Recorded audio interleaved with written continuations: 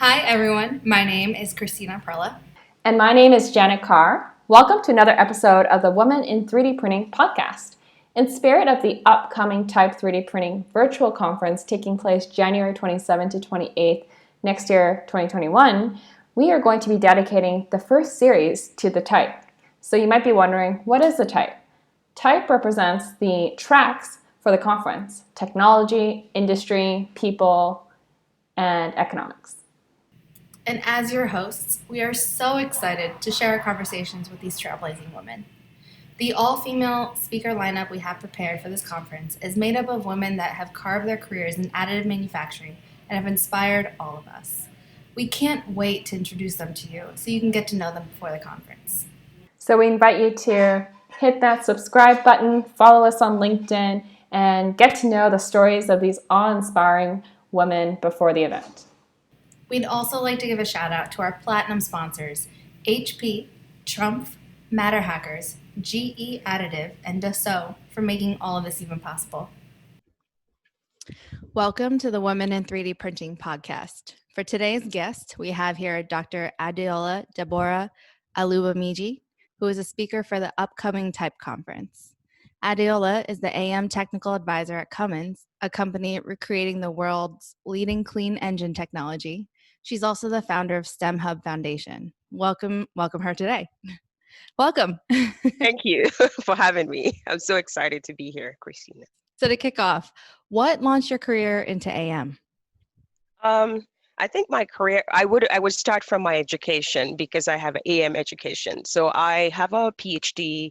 My PhD was in biomedical engineering, and my specializations were additive manufacturing, engineering physics, specifically synchrotron X-ray imaging. So what I did then was creating scaffolds for repairing articular cartilage damaged by osteoarthritis. So 3D print the scaffolds. It had embedded cells in them and testing them in vivo and in vitro, and then utilizing the synchrotron X-ray imaging to visualize how the scaffolds is growing in animals over time. So I was combining both together. I did that for about 4.5 years, and that really was bioprinting using Envision Tech type of printers. That exposed me to additive manufacturing for biomedical applications, where I focused a lot on understanding Health Canada kind of approval processes and regulatory information and FDA regulatory information. So that's how I started my additive manufacturing journey. But despite the fact that it was focusing on polymeric bioprinting, I still had to learn a lot about the entire additive chain, the different technologies, what are the things that you need to do to support it, such as processes, materials, what are the different options. So with that background, right after my PhD, I got a job with Bollock Technologies. It's a service bureau in Toronto. So, no, I should say Oakville. I should say probably say Ontario, very close to Toronto. So, I worked there for about 2 years doing strictly metal AHEM. So that's how I got into laser powder bed fusion and also other polymeric approaches like SLA, SLS, and it was pretty exciting to kind of work there, learning different things because of the multiple technologies they had. So my entire additive career launched in Canada, and after spending some time at Bollock, I decided to look at the U.S. for possible opportunities and found that Cummins was a virgin ground. They were just trying to get into additive as at the time when I was hired, and they had a place and said, this is where we want to put the machine, and they were still building the place when I came for the interview. So I was very excited because I love a good challenge, and I thought this would give me an opportunity to own something, to help trailblaze something, to help develop a new technology within a company that was already 100 years old, right? So that is pretty much what I have done in terms of my additive career. It's been fulfilling. My focus over this time has been process development and also material development, really. But I love design, so I did a PhD. So I needed to learn design as part of my portfolio. So I call myself like a jack of all trades. That's amazing. Thank you. Sounds like your service bureau experience really set you up to help develop the department at Cummins. Like It that, did. that's a challenge. Yes, it did. Because when I joined the service bureau too, they were already in additive, but they were at a point where they were looking at expanding. So I participated in helping with the expansion, planning, procurement, really doing all of those. And that was needed for my Cummins job because I was about to start planning another department entirely. So that was a very good transition, and the knowledge really was really useful in terms of what I needed at Cummins. That's amazing. I find that a lot of times in 3D printing careers, it's a lot of like, well, this helped me and led me to this. And then it's all very sort of happenstance and it all just kind of fits together very nicely. So Yeah. you just proved my theory about all of us in AM. So, what are some challenges 3D printing, additive manufacturing that you're looking to overcome? I shouldn't say I am looking to overcome. Maybe the industry should try to overcome it for the sake of everybody. Okay. And one of the most frustrating one for me is unavailability of standards. So right now, a lot of those standards are not developed yet, or every company just have their own little standard. It's their proprietary information. This is how they qualify their machine. This is how they calibrate their machine. This is how they verify, or this is their reliability plan. It's not out there as this is the standard protocol based on what technology. When we look at laser powder bed fusion and maybe SLS, there are a couple of good standards out there. But when we look at technologies like binder jetting that is new, I've just gotten into binder jet about a year and a half ago. There is nothing when we talk about standards for binder jet is non-existent. So I think the industry kind of need to regularize these processes, make us have a standard way of doing things across the board for us to be able to arrive at consistent material properties, the same material properties or similar material properties. So when we put these manufactured parts or components into human body or is flying in the aircraft, we can all be confident because we've read the standards and we're all following the same processes. The second thing that I think it's a challenge for the industry right now is the speed of AHEM machines. And what I mean by that is we need to be able to make sense of the business case out of this AHEM processes. Yes, we all know the value proposition. We all know all the cool stuff it can do, the part consolidation, the different lattice structures you can do. It's fascinating, the lightweight theories and all that. Yes, we know all of those, but we need it to be faster. Especially, I have transitioned from biomedical to aerospace, and I've now moved to automotive. In automotive, we do large scale cheap, right? It has to be large scale and it has to be cheap. How can we make sense of AM in automotive as being a challenge? Because our parts are not as expensive as aerospace parts. They are not as sophisticated as aerospace parts. For us to really be able to make sense of the business cases, we need the processes to be faster than it is today. And I don't mean just laser powder bed fusion. I also mean binder jet. I also mean all of these other processes. Binder jet has so many different processes. Even if you print it fast, you can't sinter it fast, right? All this manual processing that we're doing, they're not helping us make good business cases, especially for automotive applications. So I don't know how we want to do it, but I think as an industry, that has been a challenge that I am working on, that a lot of people should kind of think about how do we solve this collectively as a people who are working towards making sure that additive manufacturing is one of the players for manufacturing of the future. Thirdly, one of the challenges that I have seen in the industry is inavailability of experts. So we all know ourselves. It's a very small niche. Everyone knows everybody, and it's hard to find the right experts who have industrial experience, right? So people come in, they have university experience, they have no clue how the industrial experience look like. And what that is doing is when they come from university, the experience is so limited that you have to teach them so many things. How can we bridge this gap? How can we help universities first understanding what they need to be teaching those students so when we want to hire them, they'll be ready for deployment. They'll be ready to get things started without us having to teach them everything from scratch. That has been a problem that I see in the AM industry. Right now, a lot of people are finishing their master's thesis. They've done some additive, but they're not well-rounded enough for us to kind of hire them on the spot and say that's the right candidate. Right. Right. So it's been a challenge because I feel like that because I get headhunted literally every week. Come work for us. I'm like, oh, I already bought a house here. I need to move right now. So I think we need to expand the pool of qualified additive subject matter expert, as this is the only way our industry can grow larger and compete with other conventional manufacturing technologies. So I think I've talked about 3 challenges right now. Do you want me to keep going? Software.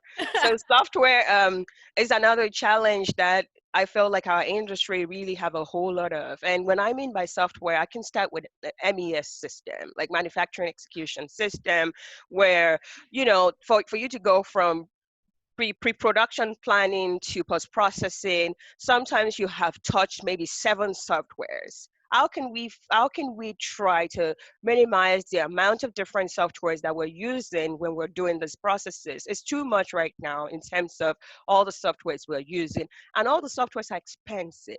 You have to pay more yearly for these licenses. You have to learn all of these softwares, and then how do we integrate these AHAM softwares into already existing systems? Cummins, for example, has existed for 100 years manufacturing engines. We have established ERP systems. We have our own Cummins manufacturing execution systems. And now additive came and said, I came with my own systems. If you want to do me, you have to buy all these new systems. You have to buy all these new softwares. That is making it a lot harder for additive because it looks like you have to invest so much in different softwares. We as a people need to find a one-stop shop, a place where, first of all, maybe it may not be one software for everything, but an integrating platform, a place where I can cross from one software to another within that platform without having to close my close this software, go to the next one. Is just a little frustrating. I think the software area has been one of the challenges that we have to deal with, and integrating whatever software that we have into the legacy systems that we are using within different companies that are already existing has been another area that I find a lot troubling, a lot challenging. And as a team, with my own team, we've been working on that a whole lot. Wow. I think you hit all of the points that are really key to increasing the industry value. Right now, I think I just read a report. I think it's like at 12 billion now, projected 40 billion by 2024. But like, how can we get to that faster? And I think a lot of your points are just about implementation, integration, everything that would make it easier to use ultimately. And as a service bureau owner myself, I feel a lot of what you just said. Like, preach. That was amazing. Thank you. Art. We're in this together, and it looks like the problems are exactly the same across the board. My question to us is, if we all have these problems, what are we doing about it? How are we coming together to solve the problem and not make everything too proprietary to your company so you can't share? If we the problem shared is half solved, and when multiple people come together to tackle a problem, we oftentimes will defeat it. But if everybody keep holding every little thing they know and say it's proprietary, and they put lawyers everywhere, as an industry, do we think we can move forward that way? Right. I think we will move forward very slowly. To wrap it up, with the last question, what are 3 tips that you would give someone for wanting to get into additive manufacturing? So I'm assuming that the person who wants to get into additive manufacturing is coming from a university. They've gotten a degree in additive or so, and they want to get a job in additive manufacturing, start a career in additive. Here, before you leave that university, you need to do a market research. A market research to understand what does the industry need.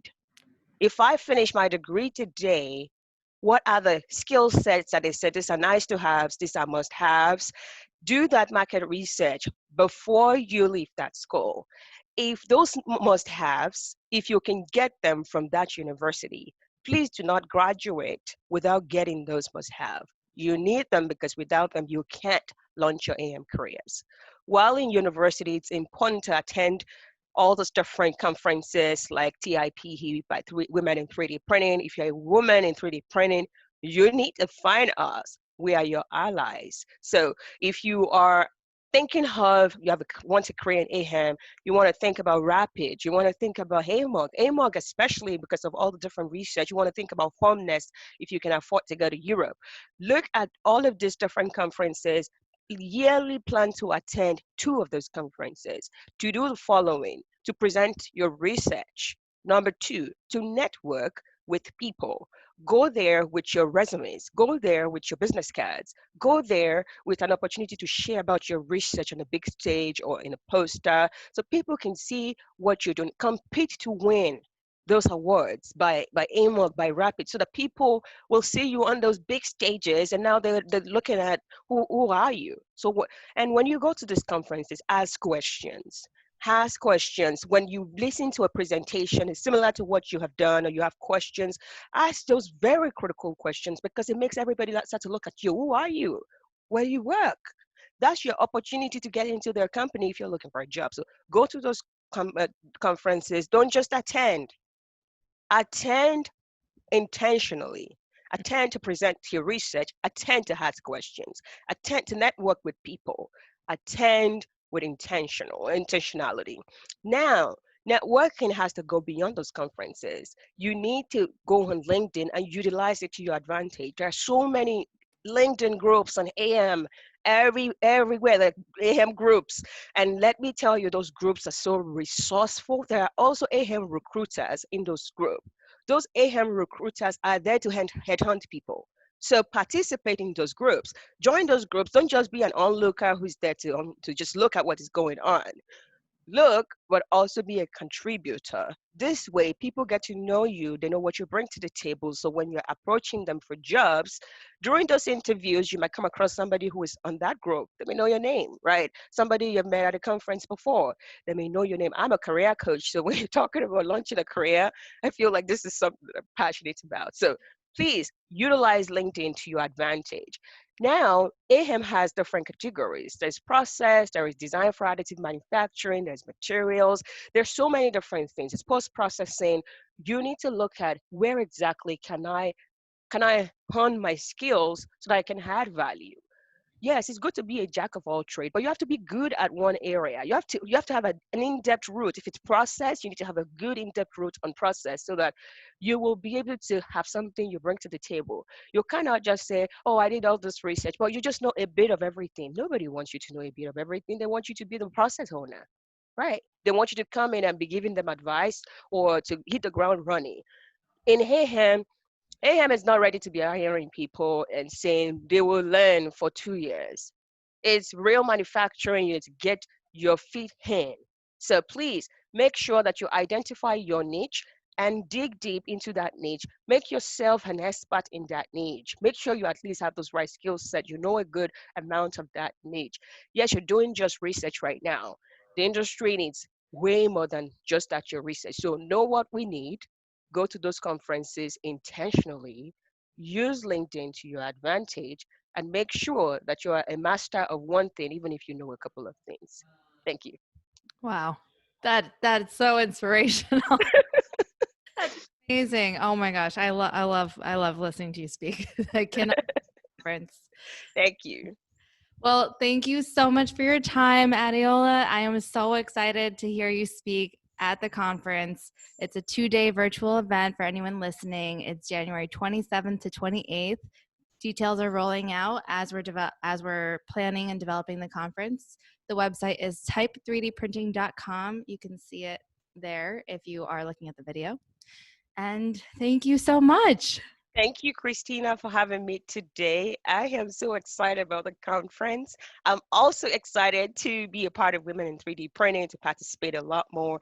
I want to come to those happy hours. I don't know how, but I want to be a part of it because I believe that the opportunity created by Women in 3D Printing is a one of a kind, where women don't only come to talk about our struggles as women, where we can have women subject matter experts sharing technical know-hows, and for other people to understand that women are not just participants, we are leaders, we are owners, we're process owners. So I'm really thankful to be a part of this conference. I look forward to sharing a whole lot with other women and learning at the same time. Thank you for your time today. Thanks again for joining us at the Women in 3D Printing Podcast Type Series. If you like the content, please hit that subscribe button, follow us on LinkedIn or other social media platforms. We'd also like to give a shout out to our platinum sponsors, HP, Trump, GE Additive, Matter Hackers, and Dassault for making all of this even possible. So mark your calendars for January 27th to 28th next year in 2021. And visit us at type3dprinting.com to save your seat. And feel free to drop us a line if you have any questions or feedback.